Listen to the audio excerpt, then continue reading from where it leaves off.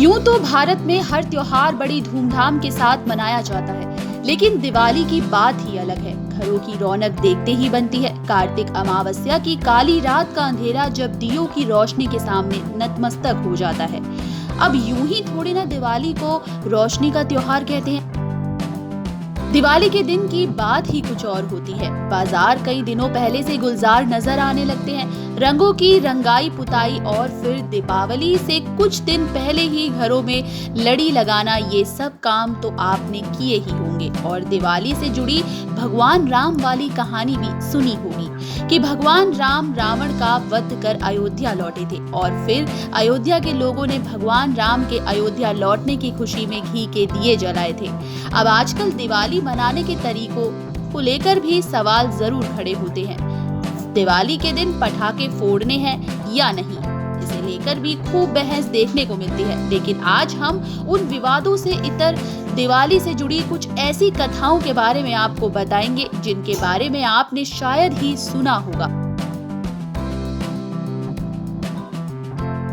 साथ ही आपको ये भी बताएंगे कि त्रेता युग में भगवान राम के अयोध्या लौटने से पहले सतयुग में भी दिवाली मनाई गई थी। चलिए एक एक करके दिवाली से जुड़ी हर कहानी आप तक पहुंचाते हैं। कहते हैं त्रेता युग से पहले दिवाली सतयुग में मनाई गई थी। आपने समुद्र मंथन कथा के बारे में तो सुना ही होगा। देवताओं और असुरों ने समुद्र मंथन किया था, जिसमें से 14 रत्न निकले थे। समुद्र मंथन से निकले हलाहल विष को पीकर भगवान शिव ने सबकी जान बचाई थी। वहीं अमृत कलश लेकर धन्वंतरी प्रकट हुए थे, जिन्हें स्वास्थ्य का देवता भी कहा जाता है। अब वैसे तो धन्वंतरी के जन्मोत्सव के दिन से दिवाली पर्व शुरू हो जाता है। धन्वंतरी कार्तिक महीने के कृष्ण पक्ष की त्रयोदशी के दिन प्रकट हुए थे और उसके ठीक 2 दिन बाद माँ लक्ष्मी समुद्र मंथन से प्रकट हुई थी। कहते हैं कि माँ लक्ष्मी के प्रकट होने पर सभी देवताओं ने दीपोत्सव मनाया था, जो सबसे पहला दीपोत्सव था, यानी कि सबसे पहले दिवाली सतयुग में मनाई गई थी।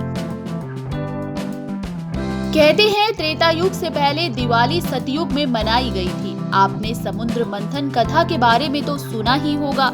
देवताओं और असुरों ने समुद्र मंथन किया था, जिसमें से 14 रत्न निकले थे। समुद्र मंथन से निकले हलाहल विष को पीकर भगवान शिव ने सबकी जान बचाई थी। वहीं अमृत कलश लेकर धन्वंतरी प्रकट हुए थे, जिन्हें स्वास्थ्य का देवता भी कहा जाता है। अब वैसे तो धन्वंतरी के जन्मोत्सव के दिन से दिवाली पर्व शुरू हो जाता है। धन्वंतरी कार्तिक महीने के कृष्ण पक्ष की त्रयोदशी के दिन प्रकट हुए थे और उसके ठीक 2 दिन बाद माँ लक्ष्मी समुद्र मंथन से प्रकट हुई थी। कहते हैं कि माँ लक्ष्मी के प्रकट होने पर सभी देवताओं ने दीपोत्सव मनाया था, जो सबसे पहला दीपोत्सव था, यानी कि सबसे पहले दिवाली सतयुग में मनाई गई थी। अब त्रेता युग की दिवाली के बारे में तो आपने सुना ही होगा। अपने पिता के वचनों का मान रखने के लिए भगवान राम ने 14 साल का वनवास काटा। भगवान राम को वनवास हुआ तो पुत्र वियोग में राजा दशरथ के प्राण पखेरु उड़ गए। अयोध्या नगरी मानो सूनी हो गई। हर कोई भगवान राम के वनवास से दुखी था। खुद भगवान राम के भाई भरत ने भगवान राम की चरण पादुकाएं सिंहासन पर रखकर राज्य चलाया था। लेकिन वो कहते हैं ना कि हर अंधेरी रात के बाद उजाला लिए सवेरा भी होता है। लंका नरेश रावण का वध कर भगवान राम अयोध्या लौटे थे तो अमावस की घनी काली रात को अयोध्या के लोगों ने दिए की रोशनी से रोशन कर दिया था और अयोध्या नगरी रोशनी से जगमगा उठी थी। द्वापर युग यानी भगवान कृष्ण की लीलाओं का युग। प्राचीन धर्म ग्रंथों और पुराणों में भी द्वापर युग का दिवाली कनेक्शन देखने को मिलता है, वो भी एक नहीं 2 बार। पहली घटना भगवान कृष्ण के बचपन से जुड़ी है। पुराणों में वर्णन मिलता है कि भगवान कृष्ण ने इंद्रदेव के अहंकार को चूर करने के लिए इंद्र पूजा का विरोध किया था और गोवर्धन पूजा के जरिए समाज में चेतना जगाने का काम किया था, जिससे कि इंद्रदेव क्रोधित हो गए और उनका गुस्सा मूसलाधार बारिश के रूप में ब्रज पर टूट पड़ा। गोवर्धन पूजा के रूप में ही अन्नकूट की परंपरा बनी है। कूट का अर्थ है पहाड़ और अन्नकूट अन्नकूट का मतलब भोज्य पदार्थों का पहाड़। कृष्ण बलराम को कृषि का देवता भी माना जाता है और उनकी चलाई अन्नकूट परंपरा आज भी दीपोत्सव का ही एक अंग है और ये दिवाली के दूसरे दिन प्रतिपदा को मनाया जाता है। छोटी दिवाली, जिसे नरक चतुर्दशी भी कहा जाता है, यानी कि मुक्ति पाने वाला पर्व। धर्म ग्रंथों में नरक चतुर्दशी का कनेक्शन द्वापर युग में देखने को मिलता है। मान्यता है कि इस दिन भगवान कृष्ण ने नरकासुर का वध किया था, इसीलिए इसे नरक चतुर्दशी के नाम से जाना जाता है। नरकासुर की कथा का वर्णन विष्णु और श्रीमद् भागवत पुराण में मिलता है। दरअसल राक्षस नरकासुर ने अपनी शक्ति से देवी देवताओं और इंसानों को परेशान कर रखा था और संतों के साथ 16,000 स्त्रियों को बंदी बनाया था। नरकासुर को श्राप मिला था कि वो सिर्फ एक स्त्री के हाथों ही मर सकता है। जब नरकासुर का अत्याचार बढ़ा तो ऋषि मुनियों ने भगवान कृष्ण से पापी का अंत करने का आग्रह किया। फिर भगवान कृष्ण ने पत्नी सत्यभामा को सारथी बनाकर उनकी सहायता से नरकासुर का वध किया।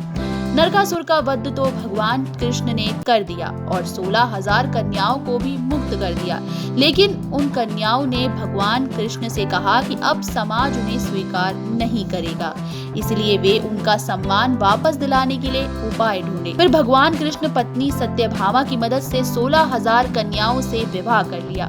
16,000 कन्याओं को मुक्ति और नरकासुर के वध के जश्न में घर घर दीपदान की परंपरा शुरू हुई।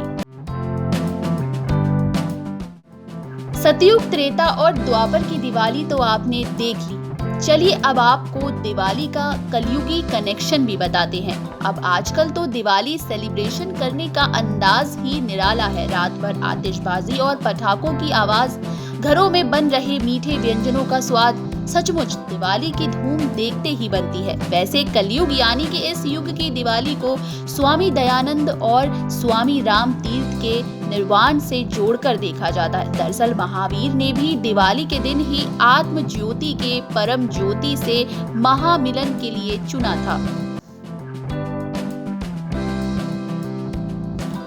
ये तो रही बात हर युग वाली दिवाली की। धार्मिक कथाओं में दिवाली से जुड़ी कई कहानियों का जिक्र मिलता है। उम्मीद करेंगे कि ये दिवाली आपकी जिंदगी में ढेर सारी खुशियां लेकर आए। आप सभी को एबी स्टार न्यूज परिवार की ओर से दिवाली की हार्दिक शुभकामनाएं। Special report AB Star news.